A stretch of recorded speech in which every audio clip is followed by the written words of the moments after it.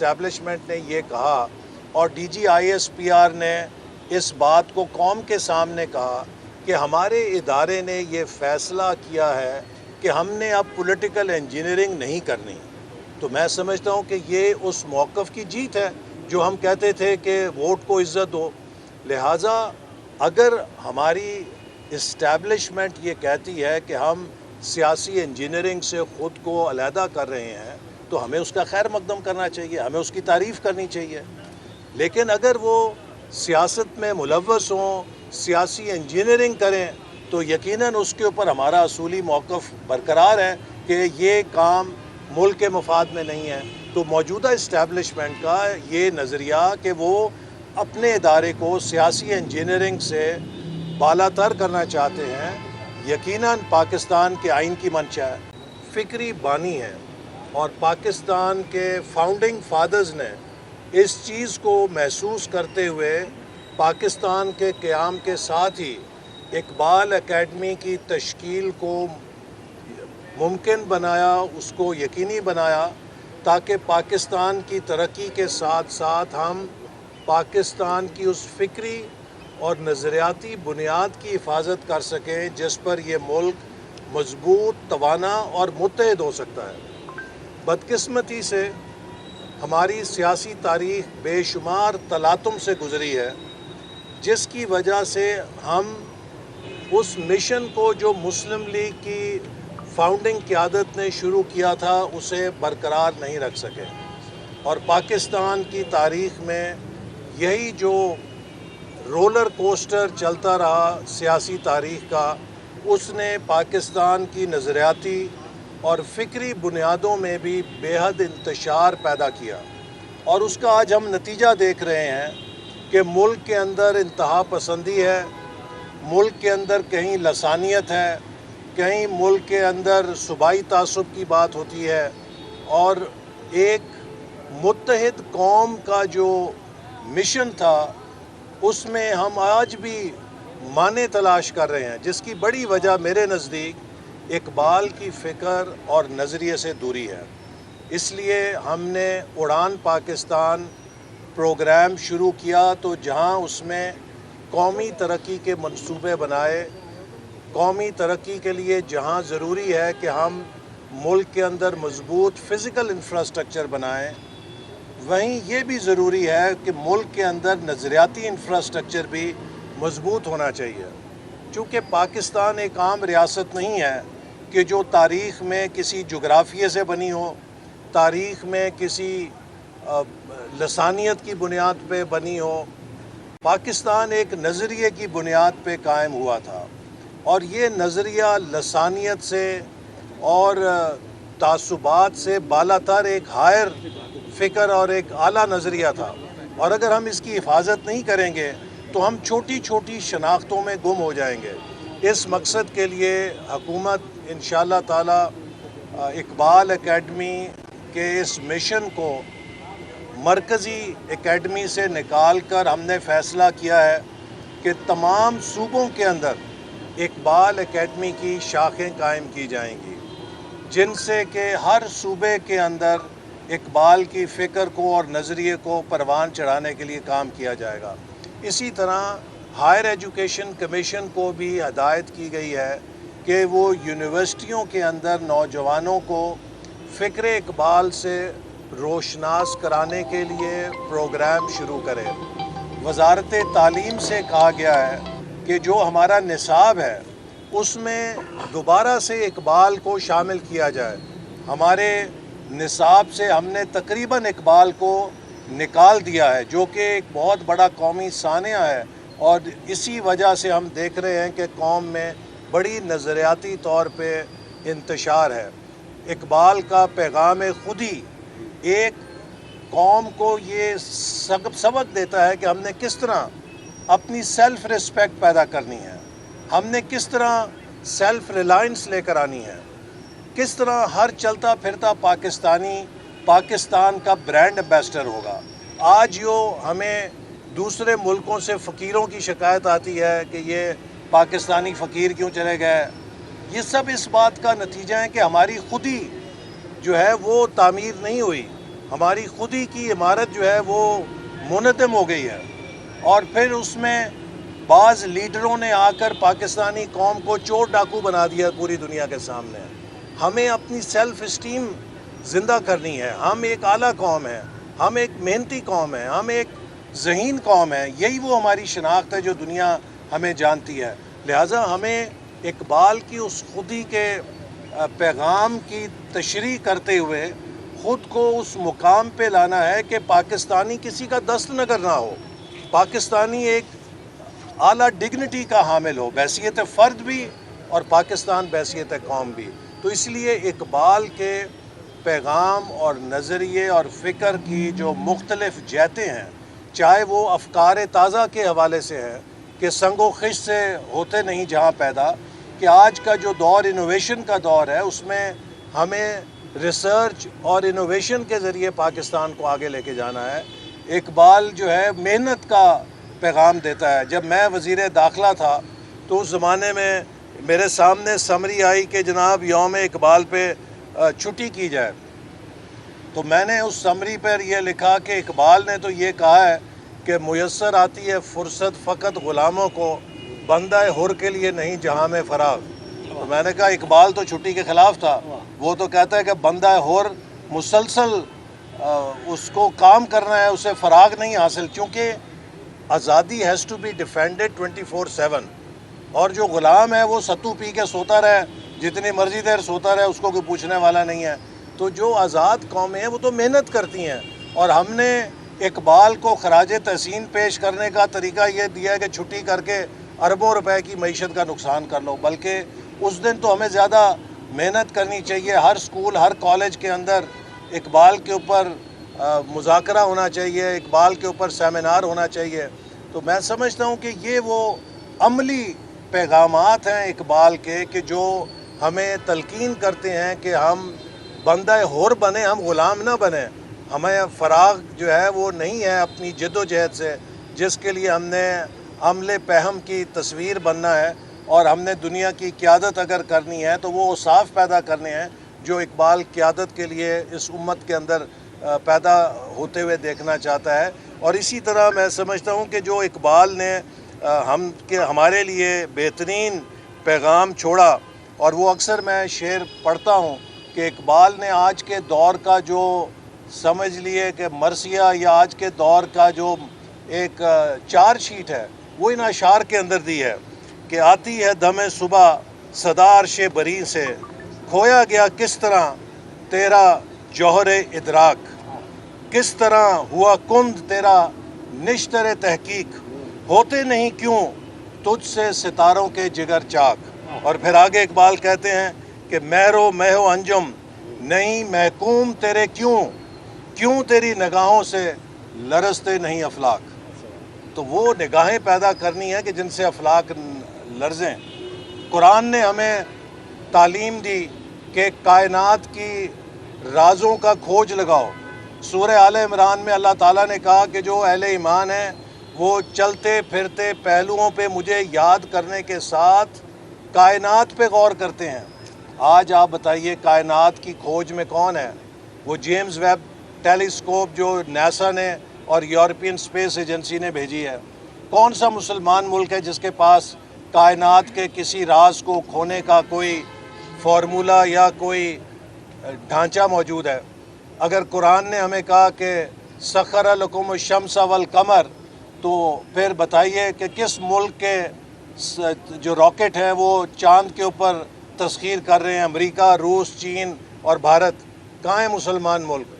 تو یہ اقبال نے بھی ہمیں یہی کہا کہ کیوں نہیں تمہاری نگاہوں سے افلاک لرزتے۔ اقبال قرآن کی اس تعلیم کی نشاندہی کر رہے تھے۔ ہم نے تسخیر کائنات کی بجائے تسخیر مساجد اپنا مشن بنا لیا ہے۔ آج مسلمان ایک دوسرے کی مسجدوں کو فتح کرنے پہ جھگڑ رہے ہیں، جبکہ دنیا سیاروں کو فتح کرنے پر لگی ہوئی ہے کہ کون مارس پہ جا کے مریخ پہ پہلے کمند ڈالتا ہے۔ چاند پہ تو کمندیں ڈل گئی ہیں۔ تو یہ وہ ترجیحات ہیں جو ہمیں اپنے قرآن اور سنت کی روشنی میں اقبال کی تعلیم سے اور فکر سے ملتی ہیں۔ اس سے ہمیں نئی نوجوان نسل کو روشناس کرانا ہے، اور انشاءاللہ تعالی حکومت بھرپور طریقے سے اقبال اکیڈمی کے ساتھ مل کر پورے ملک میں بالخصوص نوجوانوں میں اقبال کی فکر اور نظریے کو مقبول کرنے کے لیے، انہیں روشناس کرانے کے لیے نہ صرف اندرون ملک کام کریں گے بلکہ اقبال پاکستان کی بہترین سافٹ پاور ہے۔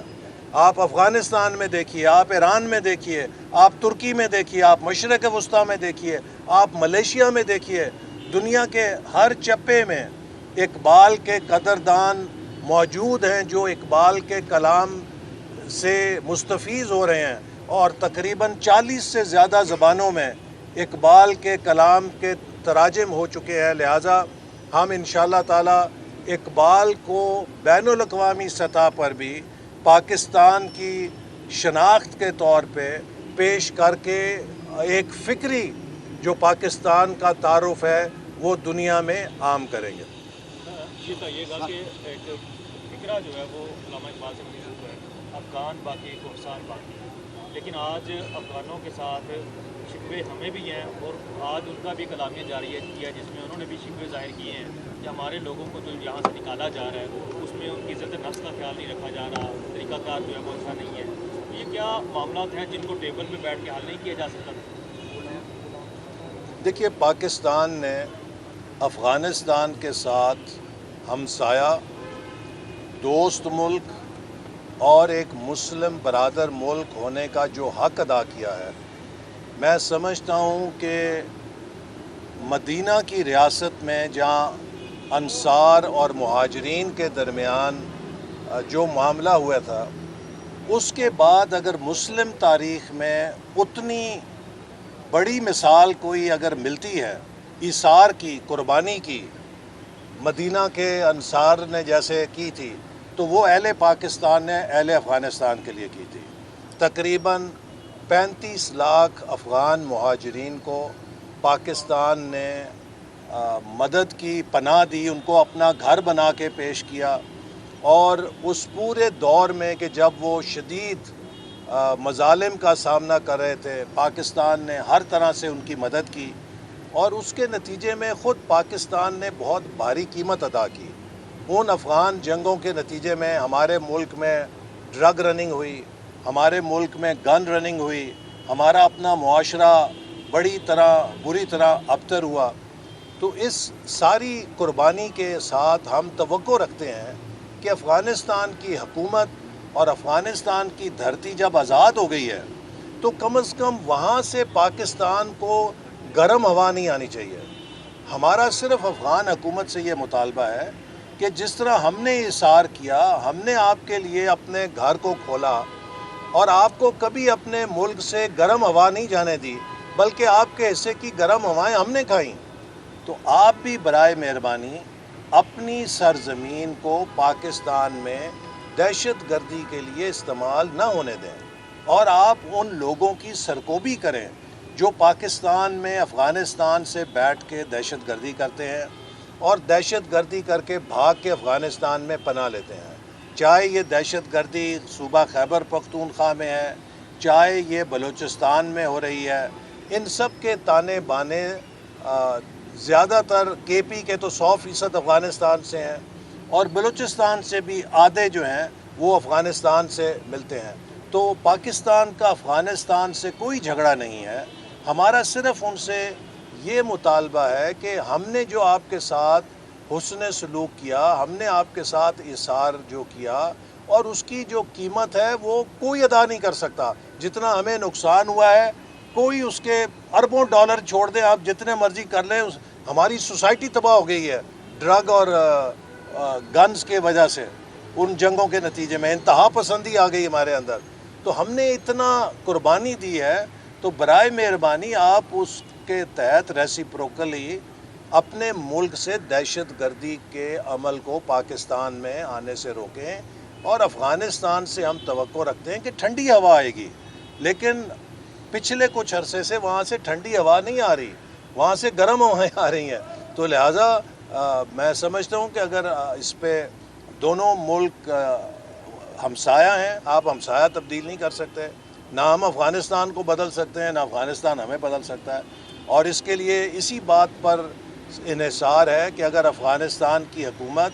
ان عناصر کی سرکوبی کرے جو افغانستان میں بیٹھ کے پاکستان میں دہشت گردی کر رہے ہیں تو ہمارے تعلقات بہترین ہو سکتے ہیں جیسے پہلے بھی تھے۔ احسن صاحب، افغان تارکین وطن کو پاکستان سے نکالا جا رہا ہے، بہت اچھا ہو رہا ہے تاکہ ملک میں امن آئے۔ کچھ ہمارے محصورین بنگلہ دیش بھی ہیں جو اس پاکستان کی محبت کی سزا وہاں بھگت رہے ہیں، تیسری نسل ان کی قسم پرسی میں زندگی گزار رہی ہے، کیا انہیں لانے کا بھی کوئی پروگرام ہے ایسا کہ انہیں پاکستان واپس لایا جائے؟ دیکھیے، اس کے یہ کافی پیچیدہ مسئلہ ہے کیونکہ اس کے اوپر صوبہ سندھ کے کوئی تحفظات ہیں، چونکہ ہم ایک وفاق ہیں اور جب تک تمام وفاقی اکائیوں میں اس مسئلے پر اتفاق نہ ہو تو کوئی ایسی چیز جس سے کہ ملک کے اندر پھر ایک نیا تنازع کھڑا ہو جائے وہ بھی ایشو ہے، تو اس پر ہم کوشش کر رہے ہیں کہ اتفاق رائے پیدا ہو، تو جو ہی اتفاق رائے ہوگا تو اس پر کوئی پیش رفت ہو سکتی ہے۔ ایسے اقبال صاحب، آپ نے ذکر کیا خودی کا، تو خودی کا فقیروں سے بھی آپ نے ریلیٹ کیا کہ جو باہر جا کے مانگتے ہیں اس کو، تو وہ سیاستدان بھی خودی پہ سوچیں گے کہ میرے سوال ہوتا ہے کہ جب گورنمنٹ میں ہوتے ہیں تو فوج کی تعریف کرتے ہیں، جب اپوزیشن میں ہوتے ہیں تو اس پہ تنقید کرتے ہیں۔ دیکھیے، جو خودی کا تصور ہے، آج اڑان پاکستان اس کی تعبیر ہے، اور وزیر اعظم شہباز شریف صاحب بار بار کہہ چکے ہیں کہ یہ ہماری خودی کی بہت بڑی توہین ہے کہ ہم چاہے IMF ہے، چاہے دوست ممالک ہیں، ان سے قرضہ مانگیں، ان سے مدد مانگیں، ہمیں اپنے پیروں پہ کھڑا ہونا چاہیے۔ اور اسی لیے حکومت مکمل طور پہ ایک ایسے پروگرام پہ عمل کر رہی ہے کہ جس سے پاکستان دوسروں کا دست نگر نہ ہو بلکہ ہم دوسروں کی امداد کرنے والا ملک بنے۔ تو ہمارا جو پورا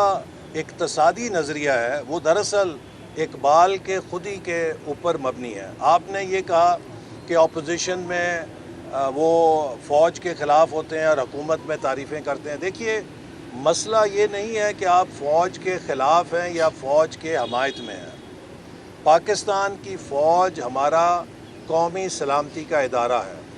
اور قومی سلامتی ادارے کے لیے 24 کروڑ عوام کی حمایت اسے حاصل ہوتی ہے۔ کوئی شہری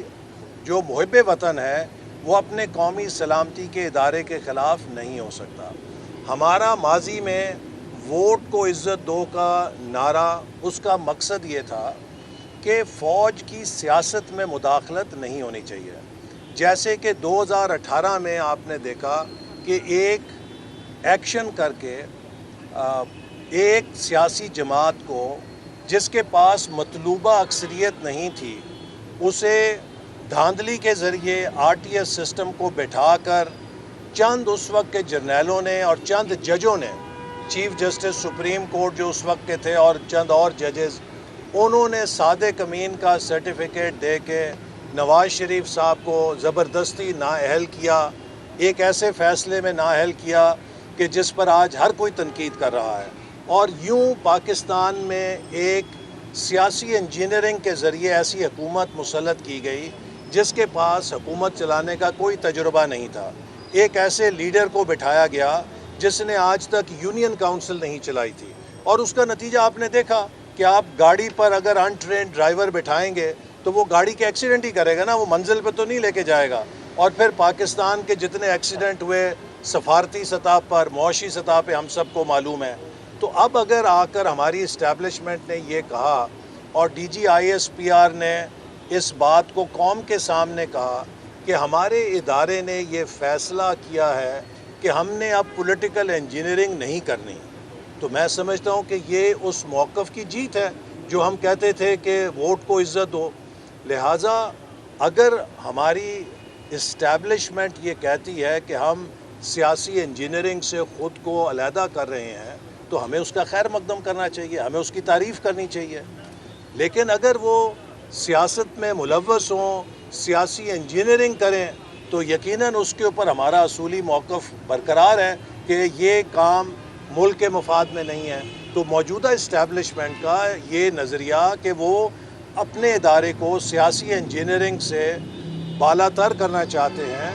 یقیناً پاکستان کے آئین کی منشا ہے۔ اور دوسری اہم بات یہ ہے کہ دیکھیے، جو پاکستان کے مسائل ہیں